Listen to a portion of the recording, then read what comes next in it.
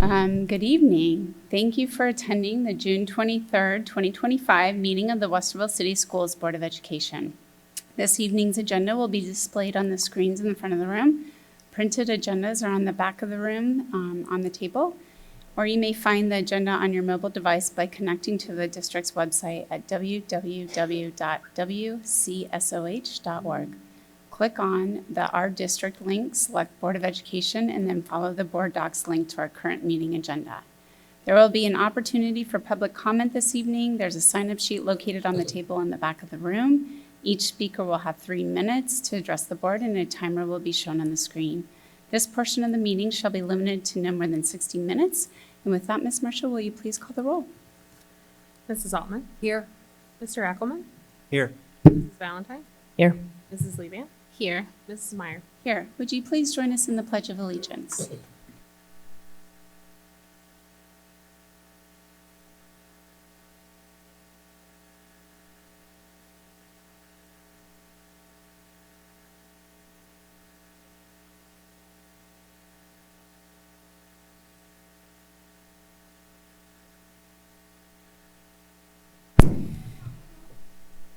All right. Ooh. I'm getting feedback. I don't know if that's me. Okay. Is that me?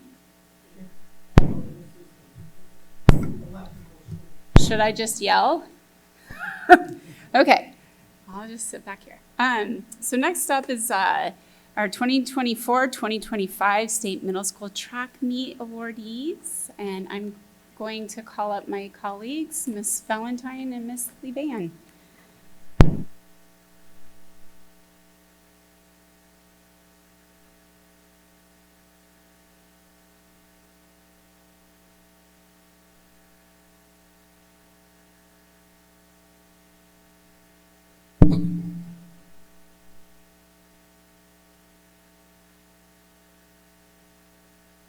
Alrighty, everyone. We are here today to recognize 2 incredible students for the state track meet. First, we are recognizing students who earned top spots during the Ohio High School Athletic Association's 2025 7th and 8th grade state track meet on May 17th at Hilliard Darby High School. I'd like Madison Ivory to join me at this time. Join me up front here. Madison was a 7th grader at Walnut Springs Middle School who placed 4th in the 100-meter hurdles and 12th in the 200-meter hurdles. Her state finished capped an incredible season. Madison went undefeated in the regular track season. She now holds 5 school records at Walnut Springs in the 100-meter dash, 200-meter dash, 400-meter dash, and in her 2 primary events, the 100-meter hurdles and 200-meter hurdles. That's a mouthful. She trains year-round with the +2 university track team, competing at the local and national level. And for the 3rd consecutive year, she placed 4th in the nation in her age group in the 100 hurdles at the New Balance Nationals last week in Philadelphia.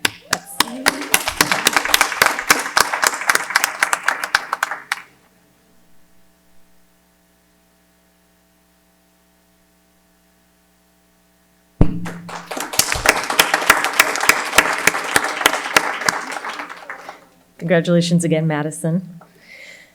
John Cuffor, can you please join us up front? So John was an 8th grader at Blendon who placed 7th in the 110-meter hurdles. His state finish is remarkable when you consider he was seated 19th before making it to the podium. That's impressive. It's even more remarkable when you consider this was his first time competing in track and running the hurdles. So he worked with track coach Rick Factor for weeks before the start of the season to work on form. He placed in the top 3 in every meet during the season. He set a goal of qualifying for the state meet, and when he got to the state meet, he set his sights on another goal, making it to the podium. John got there with a time of 16.1 seconds, beating out his fastest time during the regular season. John was named team MVP, and Coach Factor said in his 50 years of coaching, he had never seen a student with such determination to be his best. Congratulations, John.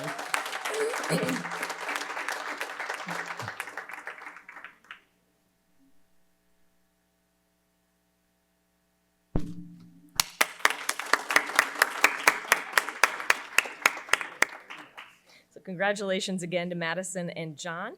We also want to acknowledge Walnut Springs Principal Michelle Martin. She's here tonight, yes.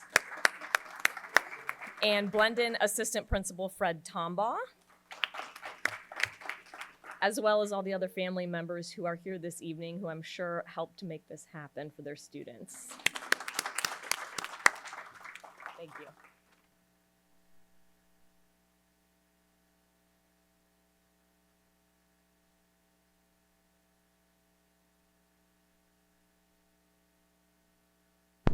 Congratulations again.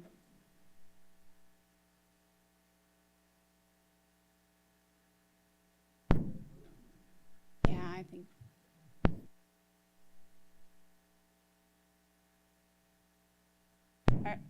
All right, next up we have the superintendent's comments. I'm going to turn it over to Ms. Hamburg. Thank you. I'll be short and sweet tonight.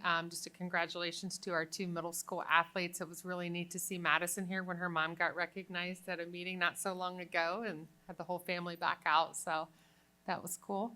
I know we have our high school track state finishers coming soon, hopefully to our next meeting. So really proud of all of our kids, and it's exciting to still be recognizing their efforts even into the summer from our last school year.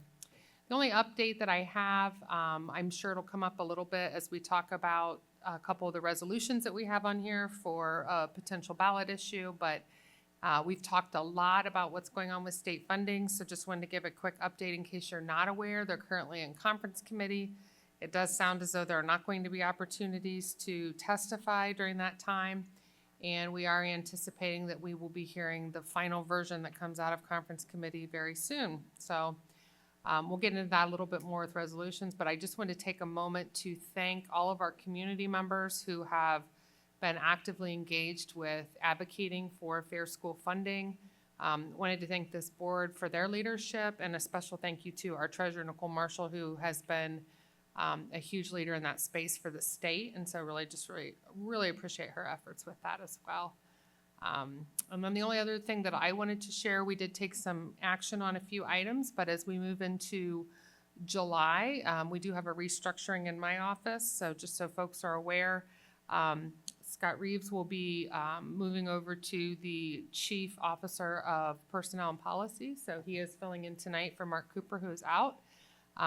They are essentially switching spots. Mark will be the Chief Academic Officer, and Carrie Dennis, same position, but changing her title to Chief Operations Officer. So just want to share that again. We kind of did when they were on the agenda, but you might start seeing those different titles, and just wanted to reiterate that it's just a restructuring. We actually absorbed the Deputy Superintendent position, so we haven't added a bunch of new people. We're just kind of restructuring and trying to be a little bit more efficient as we've eliminated a position and reassigned some of those duties. All I have this evening. Thank you. Okay. Next up, we have public comments. The Board of Education welcomes public comment on educational issues of interest to our school community. The board does not discriminate based on the identity or viewpoint of the speaker during our public participation. However, the board president may limit comments that are obscene, abusive, or harassing. In an attempt to protect the privacy interests of our students, we ask that speakers not identify students by name during their comments. Persons having public complaints about district personnel, programming, or operations will be referred to the process set forth in Board Policy 9130. And finally, the board reminds speakers that their statements should be directed to the board as a whole and not to individual board members. Each speaker will have 3 minutes to address the board. A timer will be shown on the screen. Mr. Reeves will call time when 3 minutes has elapsed. And our first speaker this evening is Mr. Tom Curry. Welcome.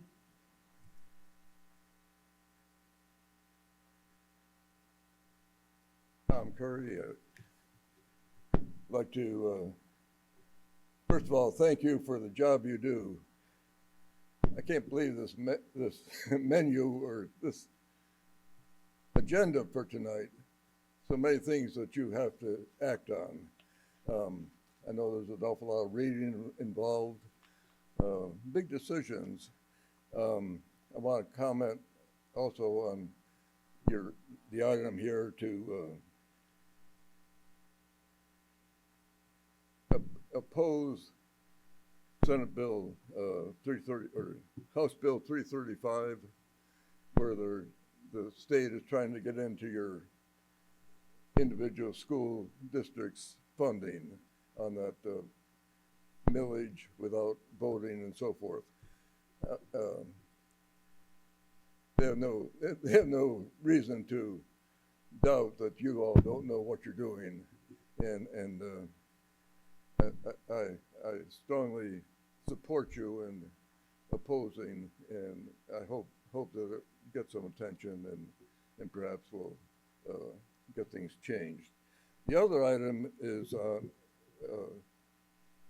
Senate Bill 1, and the article in today's paper, Ohio Department of Higher Education gives colleges guidance on Senate Bill 1.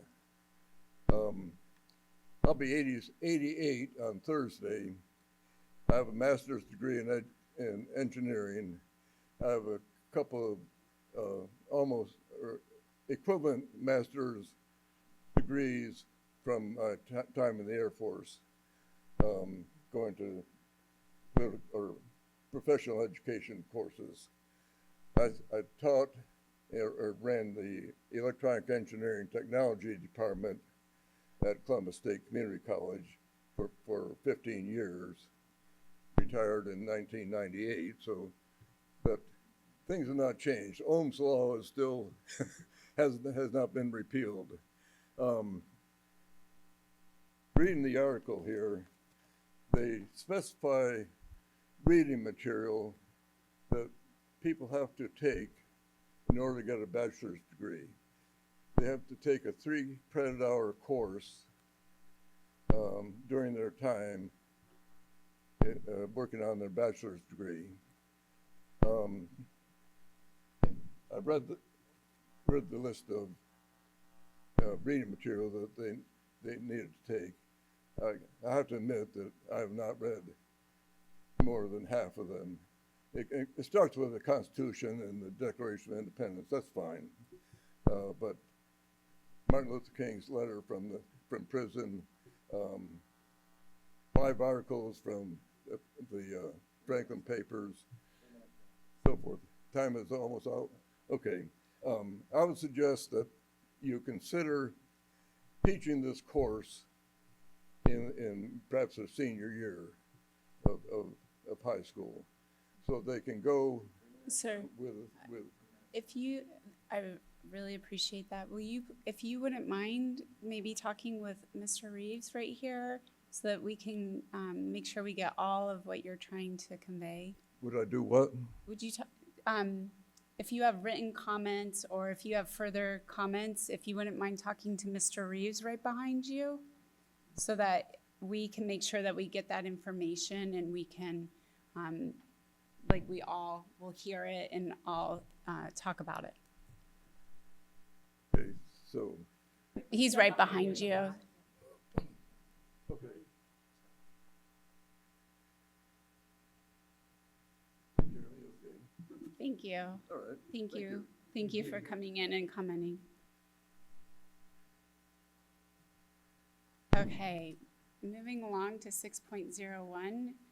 May I have a motion to approve the minutes of the regular work session Board of Education meeting held on Monday, June 9th, 2025? So moved. Second. Any comments or changes? Great. Will you please take the vote? Mrs. Levan? Yes. Mrs. Valentine? Yes. Mrs. Altman? Yes. Mr. Heckelman? Abstain. Mrs. Meyer? Yes. Moving along to financials, 7.01, may I have a motion to approve the financial report and investments for May 2025? So moved. Second. Ms. Marshall, will you talk to us about this, please? Yes, thank you, President Meyer, members of the board. So this is our May month-end financial report. So this is the second to the last month of the fiscal year. Our fiscal year ends June 30th. For the general fund, we had year-to-date receipts of $244.9 million. I do want to remind everybody that $30 million of that includes the transfers back of that fund balance. So really our year-to-date revenues are right around $215 million. And year-to-date expenses, so far as of the end of May, for the general fund, we were at 210.9 million, and we ended with an unencumbered fund balance of 189.8 million. Just a reminder, our annual budget is around 230 million on that. And then for all funds, we had year-to-date receipts of 316.3 million, again inflated by that 30 million. And then year-to-date expenditures for all funds of 323.9 million. And we ended with an unencumbered fund balance for all funds of 222 million. And that was for the month of May. Any questions? Okay, would you take the vote, please? Mrs. Ottman? Yes. Mrs. Valentine? Yes. Mr. Eckelman? Yes. Mrs. Levan? Yes. Mrs. Meyer? Yes. And may I have a motion to approve the purchases in accordance with Ohio Revised Code 5705.41D1 and Board Policy 6320? So moved. Second. And Ms. Marshall, will you talk to us about this too? Yes, thank you again. So these are what we call then and now purchase orders. This is where we have a purchase order that's dated after an invoice date. And anything in excess of $3,000 must be approved by the board before we can pay it. In these cases, we have two purchase orders that were from our communications department. We actually had purchase orders open for both of these, but they were closed prior to the invoices being paid in full for these services. So the money has been budgeted. It was actually in a purchase order at one time. We just had to open a new purchase order because the old ones were closed. And I would recommend board approval so we can get these paid timely. Thank you. All right. Any questions? I keep thinking someone's trying to talk whenever it does that. All right. Mrs. Levan? Yes. Mrs. Valentine? Yes. Mrs. Ottman? Yes. Mr. Eckelman? Yes. Mrs. Meyer? Yes. And may I have a motion to approve the resolution for the final appropriations for all funds for school year 2024 and 2025, fiscal year 2025? Second. Can you talk to us about this, Ms. Marshall? Yes, so we are at fiscal year end. We have these in the last meeting of the year, the last meeting in June every year. So these are our final appropriations. We are aligning everything with expenditures and also updating with the forecast updates that we did to include the transfers. That's why you see that large increase in the general fund. That is for the transfers to transfer that fund balance as we discussed at the last work session. Just a reminder about that. Thank you. Any questions? All right. Just take the vote. Mrs. Ottman? Yes. Mrs. Valentine? Yes. Mr. Eckelman? Yes. Mrs. Levan? Yes. Mrs. Meyer? Yes. And may I have a motion to approve the resolution for temporary appropriations for all funds for the school year 2025-2026, fiscal year 2026? So moved. Second. Will you talk to us about this, Ms. Marshall? Yes, so also every June, we have to have appropriations in place for us to get started with our fiscal year that starts July 1st. So these are our temporary appropriations. We will bring permanents back before the end of September, as required by law. So this is for us to get started with the year. Thank you. Any questions? All right. Mrs. Valentine? Yes. Mrs. Levan? Yes. Mrs. Altman? Yes. Mr. Eckelman? Yes. Mrs. Meyer? Yes. And may I have a motion to approve the resolution establishing a capital projects and termination benefits fund authorizing transfers to both funds for the general fund, from the general fund? So moved. Second. And will you talk to us about this? I know we talked about it last time, but just remind us. So this is that resolution that we discussed at the last board meeting during the work session portion. So this will allow us to establish two funds, the Capital Projects Fund and the Termination Benefits Fund. Termination benefits is just a term that's used for, we have required severance payments under Ohio law and collective bargaining agreements and board policies. And so this will allow us to move fund balance from the general fund to that fund and then start paying those expenses out of that fund. And then for capital projects, we have a list of things. It's actually an attachment to the bottom of that resolution. You can see there the schedule for things that we generally pay out of the general fund that would be considered capital projects in terms of accounting for fixed assets, the acquisition of fixed assets for capital projects. And so we are transferring a portion of our general fund cash balance out of our general fund into the 070 fund, and then we will start paying those expenses out of that. And it's really just a change in how we are accounting for the dollars that we have on hand. There's been a lot of conversation around cash balances and a lot of recommendations from lawmakers around the state saying that if we have intended uses for those funds, we should be transferring those into the appropriate fund to account for that. And so that's what we're doing here. Not that what we were doing wasn't accounting for it, but just so that it's clear that we are accounting for it in those separate funds to move forward. So we are transferring approximately $40.6 million to the capital projects fund, and that's just out of the general fund's cash balance, and then about $6.6 million to the termination benefits fund, and the amounts are listed there in the resolutions. But it's the same numbers that we had talked about at the last work session on the worksheet that I gave you, so there weren't any changes to that. And just so I know, I don't think everybody can see this, but some of those things that are on the capital improvement that you were talking about are things like curriculum and equipment and textbooks, just to give you an idea of what that's for. So. Yeah, and everybody should be able to see that. It's at the end of the resolution that's on the agenda. If they pull up the agenda, they should be able to see that. And I think one of the biggest items just to point out is technology, Technology which is a obviously the big size of piece. district, we're constantly replacing machines and infrastructure and equipment. So that'll be one that, again, is just a re-accounting of how we're spending that. Yeah, and I just want to make sure it's very clear. This transfer does not affect the amount or timing for any levy requests that the district would need. Our needs remain the same, whether we account for this in the general fund or we account for it in the capital projects and termination benefits fund. There's no change with that. Thank you for that clarification. Any other?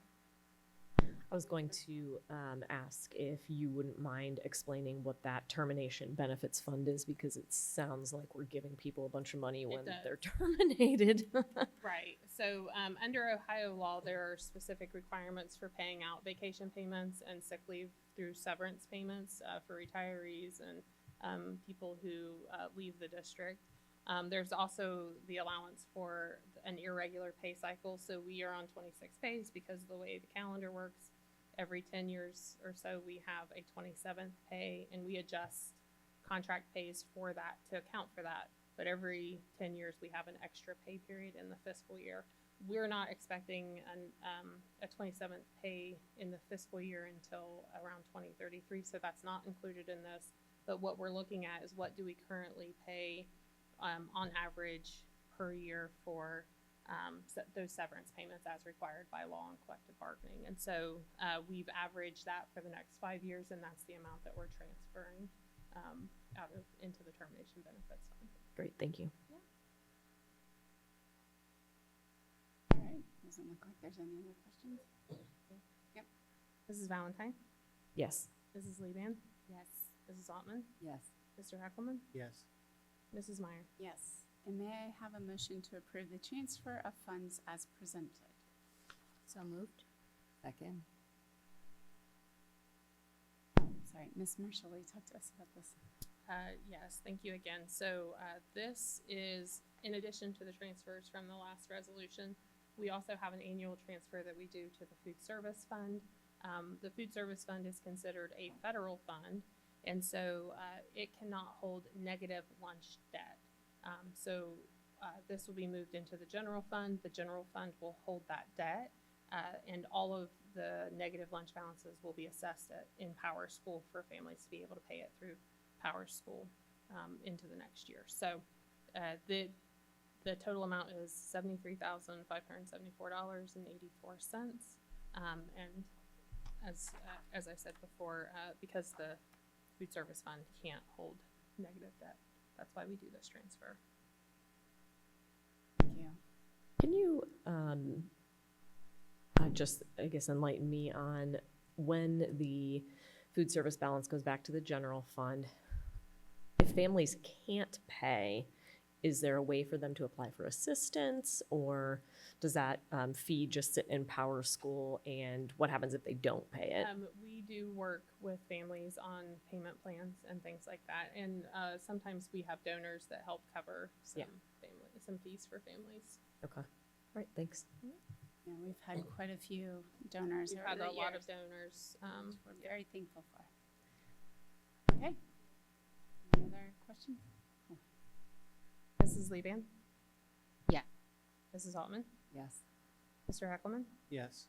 Mrs. Valentine? Yes. Mrs. Meyer? Yes, and moving along, 7.07, fund, to fund advances. May I have a motion to approve the fund-to-fund advances? So moved. Second. Will you talk to us about this? Yeah, it's busy time for me because it's Yeah. the end of the year. So that's why we have so much stuff. So again, we do this every year. We have federal and state grants that are accounted for in other funds that operate on a reimbursable basis. That means we're waiting on reimbursements to come in for expenditures that have already been made. And so these advances are being done to cover those funds because we can't have a negative fund balance at the end of a fiscal year. And so these advances will cover the fund balance to make it whole. And then once those revenues are received from the state, whether it's federal or state grants, it all comes through the state. Once those are received, we'll advance the money back to the general fund to repay the general fund. So it's just a timing piece. Thank you. Are there any questions? Could you just kind of distinguish for us the difference between the Idea B and Idea B preschool? So Idea B is just the regular Idea B. So it's for special education. It's an entitlement grant for special education through the federal government. And then the preschool is the same thing, but specific for preschool because K-12 is accounted for separately from preschool. Yeah, great question. Okay. Mrs. Valentine? Yes. Mrs. Levan? Yes. Mrs. Altman? Yes. Mr. Heckelman? Yes. Mrs. Meyer? Yes. And may I have a motion to approve the resolution requesting certification of alternative tax rates for an income tax of 0.75%, 3/4 of a quarter? So moved. Second. Will you remind us, I know we talked about this last time, but remind us, because we're also going to do one next on 1.25, so can you just talk to us a little bit about this? Yes. So we, as we discussed at the last work session, we're asking the Department of Taxation to certify the rates. I'm estimating a 0.75 rate, but the amount being requested is it's for an earned income tax, and it would generate $24,297,281. So that's what we're requesting the certification for.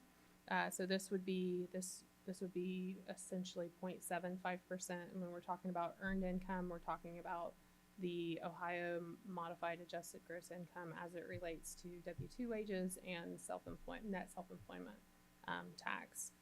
And we have discussed the needs based on what we're looking at with the forecast and updated projections and all of that.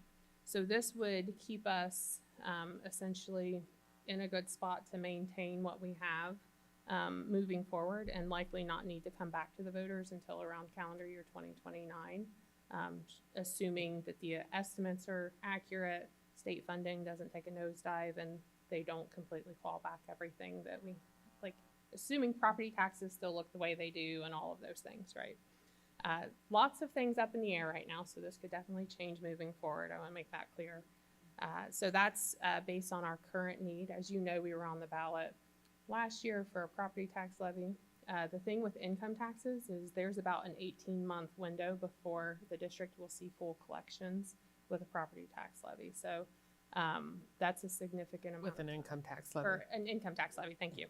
But that's a significant amount of time versus a property tax levy. We would see a half year in the first fiscal year and then a full year in the next fiscal year.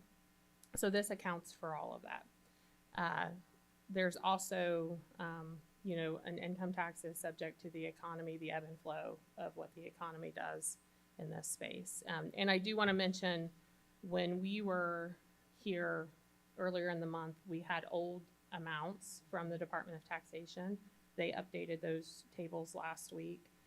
So even the 0.75%, what originally their estimates were at 26.5%, 26.5 million, is now at 24.3 million. So it's a huge swing with those estimates,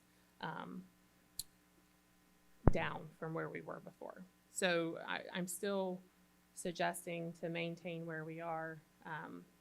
We would be at that 0.75%. We do have a second resolution after this one that I think that the board should consider, should the House Bill 335 and all of the conversation around property tax reform, should the state eliminate inside millage. For Westerville schools, our inside millage amount is 3.8 mils, and it generates about $16.3 million a year. And so that is the difference in revenue between a 0.75 and a 1.25% earned income tax levy for our district. And so that's why we have both resolutions on here. Nicole, And- just to clarify, we have to have it in 0.25% increments. Yes, it has to be in 0.25% increments. And we have to file with, it has the same filing deadlines as a property tax levy as far as getting it on the ballot with the Board of Elections. So we would need to come back in July and do a resolution to proceed. And I think we're looking at a July 21st date if all of the board members are available for that, to have a special meeting. We would have to have a special meeting. And I do just want to mention, I made a note here, when we talk about 0.75%, if we have a modified adjusted gross income of $50,000, it's about $375 the tax would be. So just so you're aware of how that works. 100,000 would be $750. So our federal adjusted gross median, according to our payment reports from 2022, is the latest number that I have, was $59,789. So the federal AGI is essentially the start before you have like adds and subtracts from the modified adjusted gross. And so just using that as an estimate, a 0.75 would be about $448, and a 1.25% would be about $747 tax. If you understand what that impact might be for someone. Thank you for reminding us of why we have two separate ones on here too. We really, like as you said, we don't know which way the budget bill is going to go. If they'll roll House Bill 335 into the budget bill, it's what they signaled in their press statement. So we have two on here, but when we come back, we'll only move forward with one. Yes. But this is an investment in our like our school district, which is really an investment in our community.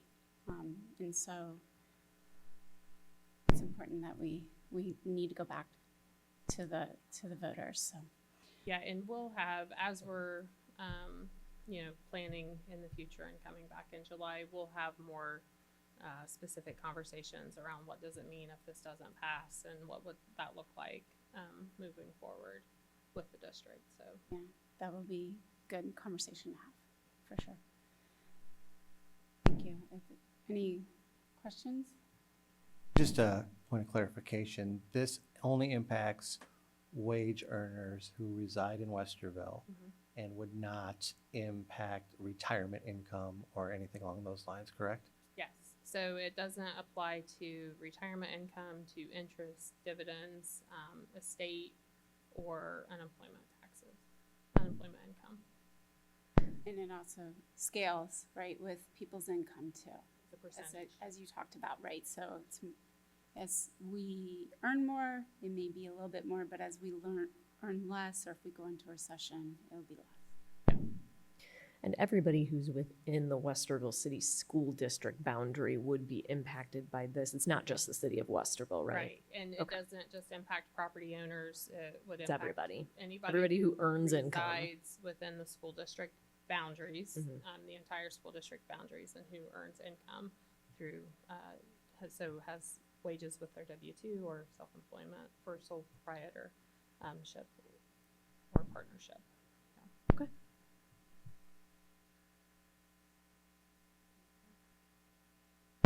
Any other? I'll just say that, you know, we're at this moment where we don't know if they're gonna get rid of inside mills, right? So, Yeah, we don't know if they're gonna get inside mills. We're also hearing a lot from lawmakers saying that we can't continue asking our communities for property tax levies, and that we should try to diversify our revenue. And so there have been, more than a couple of lawmakers that have specifically said school districts can ask their community for an income tax, and instead of asking for additional property taxes, they should be asking for income taxes. Which is literally the only other way we can diversify our revenue. We Yeah. can't sell products. and so, you know, I think if folks are so moved, they should reach out to the legislators and let them know, understand that in the Westerville City School District, you can see right in front of you the difference, you know, right? If inside mills go away, we're gonna have to look at making that up. So we're looking at 1.25, that's why we have both of these on here. So there is a moment here where you can reach out and let people know your feelings. Yeah, and I do want to just clarify, school district income taxes only apply to people who live in the district, and it doesn't apply to people who might live outside the district but work in Westerville School District, if that makes any sense. So city income taxes are a little bit different, where they tax workers as well as residents, versus school districts, it's just the residents, so. To be clear, that's not a choice that we made. That's Right. just the way it is under That's statute. the way statute works, yeah. And the difference, just to follow up on that 0.75 versus 1.25, these are both local share, right? So Yes. education in Ohio, it's a shared responsibility between the state and the district. So, you know, right now, those inside mills are on property tax. If you prefer that more of that move to income tax, well, you can talk to your legislator about that. So that's the thing here. This is all local share. So inside mills are a little bit complex, but they are property taxation. And if those go away, what we're discussing up here is shifting that burden from property tax, because that vehicle, those inside mills would be not available to us, and moving it on to income tax. So I just want to be clear. So that's for the difference between the 0.75 and the 1.25%, yes. Has the governor signaled at all his support of, or lack of support for the inside mill? And would that be a route people could take to encourage a line item veto of that if it makes it into the bill? I think people should always feel empowered to encourage a line item veto and things that they don't support that's in the state budget's proposal. The conference committee is, Angie said earlier, they've had one hearing. They're scheduled to meet again tomorrow for a possible vote and amendment. It doesn't seem like they're having testimony from just from people. They did have the budget director last week and someone from Legislative Services Commission.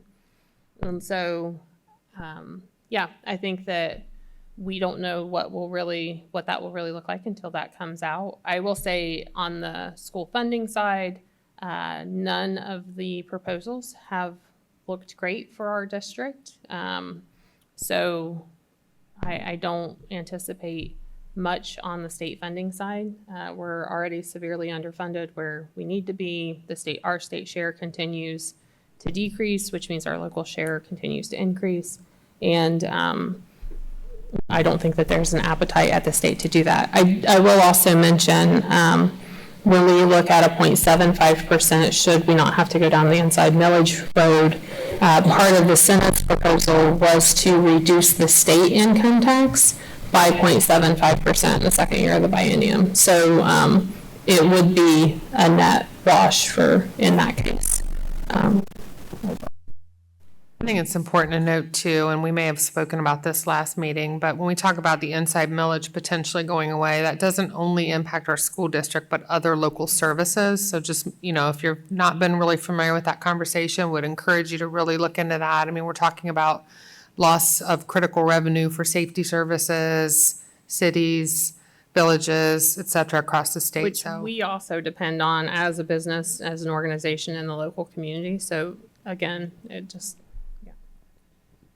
I think also, to my colleague's question, we heard from Chairman Serino, and he basically said, the Senate is about as good as you're gonna get, so basically get on board, or it's gonna get worse. So I don't expect to see a lot better, considering those statements and those comments, and we know that Speaker Huffman is very much, we know where he stands. So, but I would reiterate my colleagues' comments about contacting your legislators, but contacting, the people on the conference committee and the governor, and then really expressing, what you'd like to see in this budget that's coming forward. Public education is the foundation of our healthy communities, and we wouldn't be back here if we didn't feel it necessary, and regardless of where it ends, we need to invest in our system, which is really an investment in our community, in all of us. Anything else? Oh, sorry. From your understanding, Nicole, cutting of the public education funds is a choice. They are choosing to still continue to invest at or above levels from last biennium for private education, correct? Correct, okay. And we're still planning on, as far as I know, somebody correct me, giving $600 million away to a football stadium, correct? Yes, they're using unclaimed funds for financing the football stadium. Which is still money out of our pockets going to a football stadium that a millionaire Under could the probably Senate's version, afford. yeah. Yes, okay. Okay, so just wanted to reiterate again that these are choices that our state legislators are making. They're choosing to not invest in our kids in the public education arena. So I think, to your point, Christy, making sure you are calling your legislators, especially when this goes to the governor's desk, making him aware of how we're feeling, because the money has to come from somewhere, and clearly this is why we're at this point with the income tax.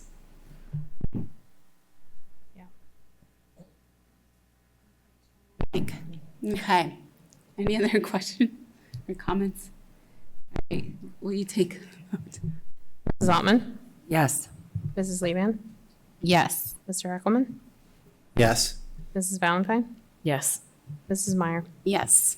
And may I have a motion to approve the resolution requesting certification of alternative tax rates for an income tax of 1.25%? Moved. Second. Anything else we want to add to?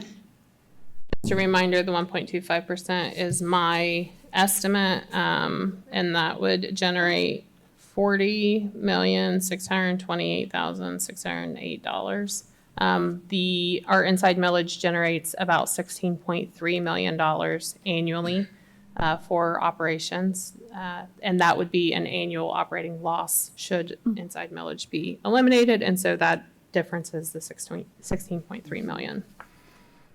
Ms. Marshall, actually, just two quick things about inside mills, just to be clear to people, because it's sort of, the lingo. It's like, these are the unvoted mills, right? Yes. That we just carry. And that this is the only portion of our property taxes that's inflationary on value.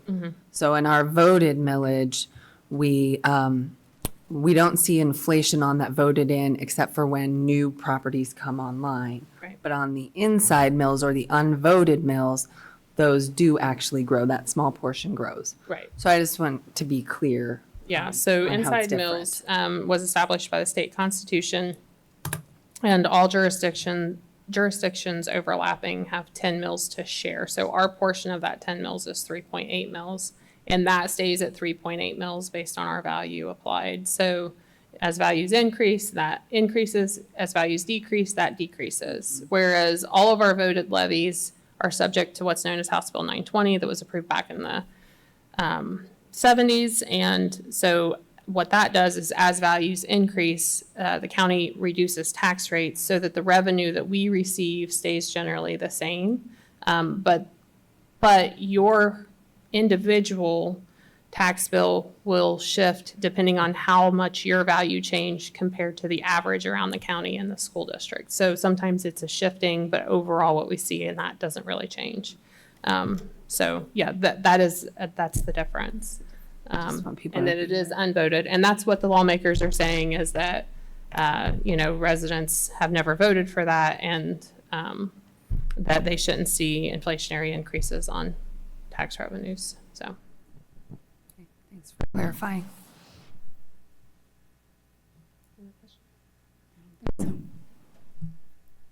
Mrs. Altman? Yes. Mrs. Valentine? Yes.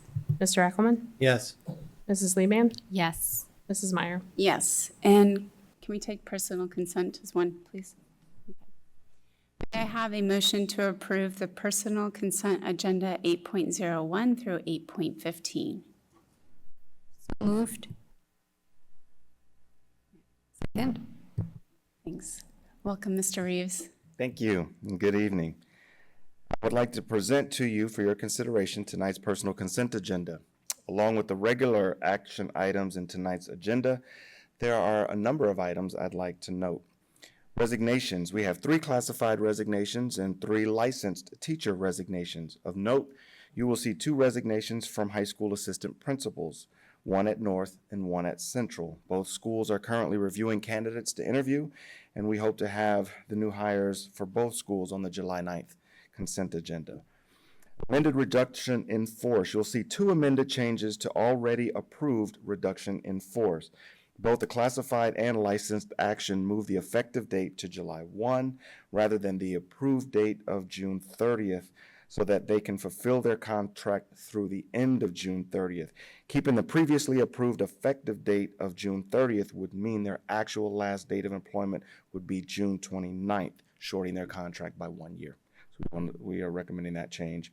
One-time pays. Of note, you will see one-time pays for Hawthorne and Point View to conduct summer staff training and utilizing their federal title funds.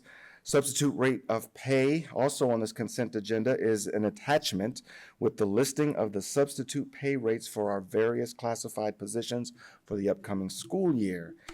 Employment, along with the various amended start dates and extended days, we'd like to welcome 4 new classified and 12 new licensed hires to Westerville City Schools. And lastly, we always like to end with retirements. We'd like to say a big thank you to Tim O'Brien, who will retire at the end of this month. Tim has served Westerville City Schools for 35 years. We also have 1 licensed retirement, Westerville North math teacher Eric Nelson, who will officially retire on January 1 with 31 years of service. That's 66 years of total service to the district, and I will respectfully refrain from a history lesson unless called upon for an encore. And so just in case those who haven't experienced it before to see what you may be missing, 66 years takes us back to the year 1959, when both Hawaii and Alaska became the 49th and 50th states. Motown Record was founded, and Disney released Beauty and the Beast. I'll be happy to answer any questions you may have. I'm actually glad that you did your history lesson. Thanks. Questions? He is proud of himself. Thank you. Will you take the vote? Mrs. Leban? Yes. Mrs. Altman? Yes. Mr. Eckelman? Yes. Mrs. Valentine? Yes. Mrs. Meyer? Yes. Is it okay if we take old business as one too? Okay. May I have a motion to approve old business 9.01 through 9.06? So moved. Second. Any comments or anything? Okay, take the vote. Mrs. Leban? Yes. Mrs. Valentine, Yes. Mrs. Altman, Yes. Mr. Heckelman, Yes. Mrs. Meyer. Yes, and there's no new business in 10.01. So moving along to 11, recommended action standing business. 11.01 is donations, and we're always so thankful to our community for their generosity. May I have a motion to approve the donations? Moved. Second. And Ms. Marshall, will you talk to us about them? Thank you to our generous community. We have, our current request value is $14,296.42, bringing our year-to-date total to $362,875.46. This exceeds last year's total of $349,062.14. We're very grateful to our community. I do want to mention, we see a lot of donations to our food services department, which will go to help offset some of the negative lunch balances that we have for our families. And I would like to add, we also have a lot of very generous community members donating instruments to help the growth of our orchestra and band programs, and a special thanks to Becca Yanni for all the work she's done on that instrument drive, and we appreciate all those donations. I just have a quick question about the food service donations, which is how do we apply donated funds to those balances? That is a great question. So it depends on how they are donated. In some cases, a donor might donate it to a specific school or a specific grade level or just district-wide. But because of, regardless, however it's donated, because of federal IRS rules and individual fundraising and all of those things, we have to apply it equally among the negative balances. So it brings down everybody's balance. Yeah. Great, thank you. We do often have times where people will target like seniors, for Sure. example. Yeah. So we appreciate that. We try to encourage when there's an opportunity. I keep hitting my mic. That's not helping with all of the other noises. Apologies. Mrs. Ottman, Yes. Mrs. Levan, Yes. Mr. Heckelman, Yes. Mrs. Valentine, Yes. Mrs. Meyer. Yes, and may I have a motion to approve the resolution to award the contract to Regal Plumbing and Heating Company for the South High School baseball and softball irrigation system restoration project and FY26 Hamby Elementary HVAC project? So moved. Second. Welcome, Mr. Swartz. Thank you and good evening. So as the resolution says, there are two scopes of work affecting two of our school buildings. So first, South High School. The scope of work involves the restoration and expansion of the irrigation system affecting both the competition softball and baseball fields at that facility. They are both grass infield and outfield, so we'll be irrigating all of that. Special note in terms of trying to save money, we're near and dear to Treasurer Marshall. We're introducing what's called a deduct meter. Essentially, that means we're not going to pay any sewer fees when we use that water. So it should reduce our cost by about 40% on the bill. Secondly, Hanby Elementary. We've got an air handling unit for those at home. Essentially, that's our furnace. It serves the second or middle floor of Hanby. The fan is wore out, but the unit is still good. So we're replacing it with what's called a fan array. What is that, you might ask? Instead of one big fan, we're going to have basically a box that has up to 12 fans in it. That means we can run 1 fan, 2 fans, 5 fans, 12 fans. Today, we probably would run 12 to keep the cooling going, if you will. But that means we can reduce electricity by controlling and eliminating the use of that fan and modulating it, also saving noise levels within that building, Mr. Chair. We did publicly bid this. We had 4 bids. The low bidder, qualified bidder, was Regal Plumbing and Heating Company in the amount of $278,500. With that, I'm happy to answer any questions. All right, thank you. Levan, Yes. Mrs. Valentine, Yes. Mrs. Ottman, Yes. Mr. Heckelman, Yes. Mrs. Meyer. Yes. And may I have a motion to approve the resolution opposing House Bill 335? Moved. Second. Ms. Hamby, would you talk to us about this? Yes, this was mentioned a couple different times throughout the evening, but this is the House bill that has been introduced that would be, amongst many things, of our main concern, eliminating the inside millage that we just spoke about in the last couple items. We are not certain at this point if this would be rushed into the current budget bill, and so wanting to get this sent out tomorrow, just to kind of show again that we do not support this total undermining of our school funding and destabilization of the money that we and other local political subdivisions rely upon to operate. Don't typically read all, you don't want me to read all this, do you? Okay, I didn't think so, but happy to answer any questions. I do just want to mention part of House Bill 335, and there's also a provision in the budget bill that would add additional authority to county budget commissions. And that's sort of a unique situation for a district like ours, where we are split between Franklin and Delaware counties, and that's also the case for the city. They have portions that are in Delaware County as well. And there's cities and school districts around the state that go between multiple counties. And so our most populous county is Franklin County, so that is our taxing authority. We work with the Franklin County Board of Elections for levies and board and all those things. And the Franklin County is also our budget commission. And so this would empower county budget commissions, which are typically made up of, well, under statute, they're made up of the county auditor, the county treasurer, and the county prosecutor. And so these are elected officials for Franklin County that would be making decisions that will impact services in both Franklin and Delaware County. So anyone who lives within our school district in Delaware County wouldn't have elected representation on that board making those decisions.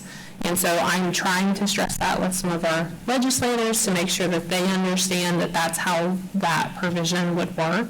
Right now, we have a locally elected Board of Education that is elected by our entire school community that has the authority to make the decisions around tax levies and all of those things, what's being put in front of the community.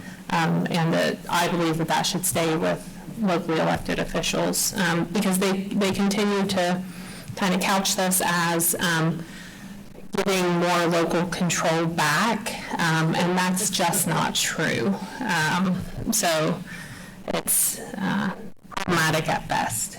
I just want to make sure everybody's aware that that provision is part of this as well, and along with eliminating $16.3 million in annual operating revenue and adding a cash cap clawback of over 30%. There's so many things that are problematic in this legislation.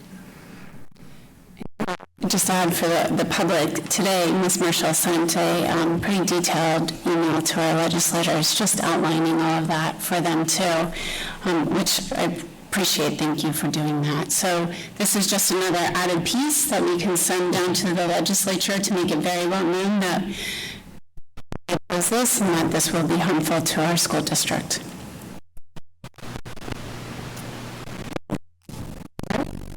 Mrs. Valentine? Yes. Mrs. Altman? Yes. Mr. Heckelman? Yes. Mrs. Lieband? Yes. Mrs. Meyer? Yes. May I have a motion to approve the settlement agreement as presented? So moved. Second.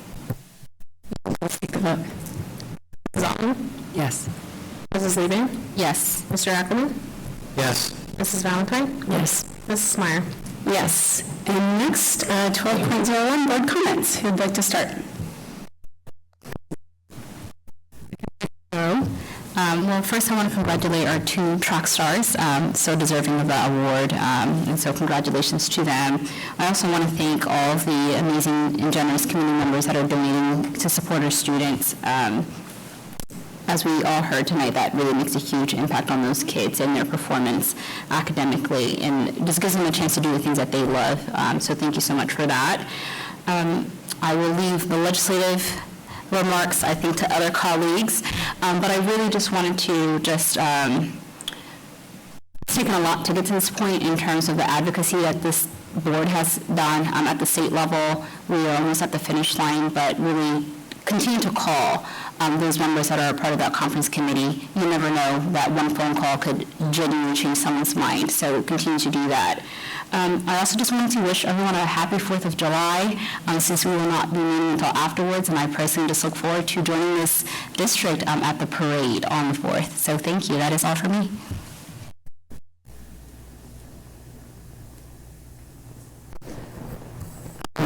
I'll just say a couple of quick things. One is that, we tried to stress this in talking about, the options that we've considered for an income tax levy. And I just want to say,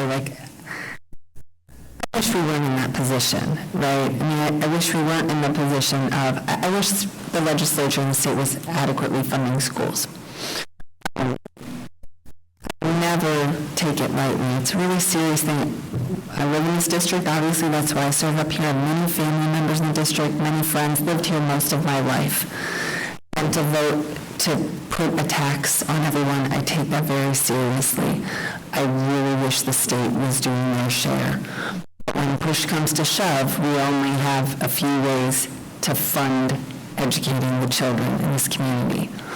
And push has come to shove.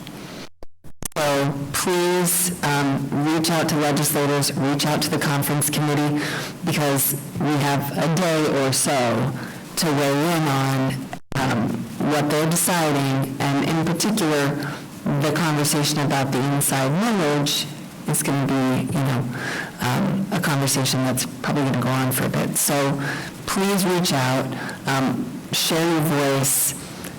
Doesn't mean, we all know, I so appreciate this board and Ms. Hamburg and Ms. Marshall, especially your leadership in advocating for public education. We know that doesn't mean, advocating doesn't mean things always go the way we want, but I can tell you that having the conversation, reaching out, it does change things, right? It does. So if all of that hadn't happened, I can't even imagine where we'd be right now. I'm grateful to boards all across the state, treasurers and superintendents and members of the public who have stood up for public schools. So thank you for that. We need you to keep doing it.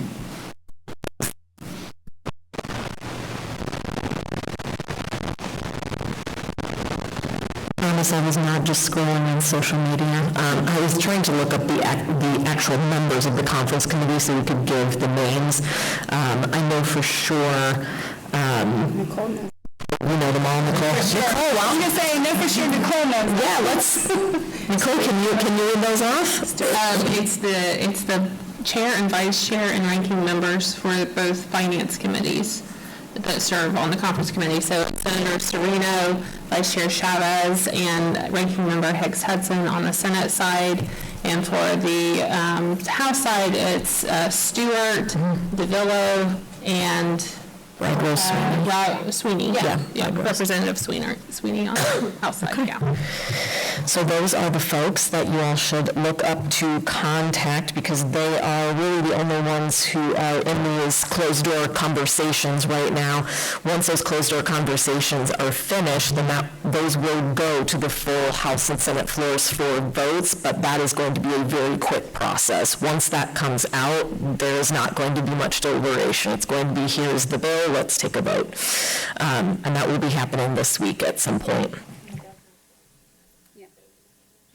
Yeah, and then the governor he has the power to do the line item veto. So if there are specific things in here that the communities, have a lot of outrage over, he could consider vetoing those, and then they hopefully would not be part of the budget bill. So strongly encourage everybody. I know it's a lot. It's a lot of advocacy. It's a lot to keep track of. I know that everybody is so busy, especially over the summer. We've got, camps going on and the kiddos are at home and everything. So I get it. I get that it's a lot. And thank you to the public for continuing to stand up for public education, because this is how we invest in Ohio's future. This is where it starts. And if we're not, as a state, willing to invest in our kids and in Ohio's future, I'm not really sure what else is more important than investing in this. So thank you all for your support. I'd just like to add that this is happening because they think we're not paying attention. This is being slid in last minute, 11th hour, right? Why we have to take a look at these things? Let's just show them that we are. It is your money, it is your community, so let's not let the lawmakers dictate this sort of on the down low and behind our backs. I'd also like to say that sometimes there's criticism leveled at public schools, things like live within your means, you don't need more money. For anybody who would say that, I would challenge them to take a look inside of every building here in this district and see the commitment that teachers, administrators, educators have. We are not living above our means by any stretch. And as someone who pays taxes in this district, I'm coming forward being like, ugh, I certainly don't want an income tax. But what I want less is for this amazing place to live, which is our schools, to go away because we can't afford to fund it. So that's all I would have to say to add to what my colleagues have added. Well, I will ditto my colleagues and congratulations, and just add congratulations to Mr. Nelson and Mr. O'Brien on their many years of service, and thank them for their many years of service and congratulate them on their retirement. Something that I think really has been inspiring me is community members are paying attention. I've been out talking to a lot of people in our community, and they're actually asking me, hey, do you know where it is at the moment? What's going on? They have told me that they've contacted their legislators, and while there are some closed conversations that are happening, I challenge us to also tell our legislators how we feel, and when they say, well, we're not part of that conversation, well, you can go tell them that you're getting calls from your constituents and they're not happy, right? And so I've heard legislators tell me, well, I'm not part of those conversations. I didn't ask you if you were. I'm asking you to go tell them that you're hearing from your constituents, that we want all of this stripped out. We want fully funding, please fully fund our public education. I am a product of Westerville City Schools. I moved back here with my husband, who is not, but from Ohio, for the school district. We're very invested in this, and to my colleague's point, Mr. Huckleman, I'm a taxpayer too. We've all said this, we don't want to go to the ballot and ask you guys for more money, but we do really strongly believe in a good public education is really the foundation for a good community. So that's all I have. And happy 4th. Yes. See you at the parade. The board will meet in regular session on Wednesday, July 9th at 6 p.m. at the Early Learning Center. That's here, 936 East 1 Drive, Westerville, Ohio, 43081. And just to reiterate, July 9th is a Wednesday, and we typically meet on Mondays. And with that, may I have a motion to enter into executive session for the purposes of discussing the discipline, employment, and compensation of public employees? So moved. Second. All right, let's take the vote. Mrs. Altman? Yes. Mrs. Liebman? Yes. Mr. Eckelman? Yes. Mrs. Valentine? Yes. Mrs. Meyer? Yes. Thank you for coming out tonight. 7:08.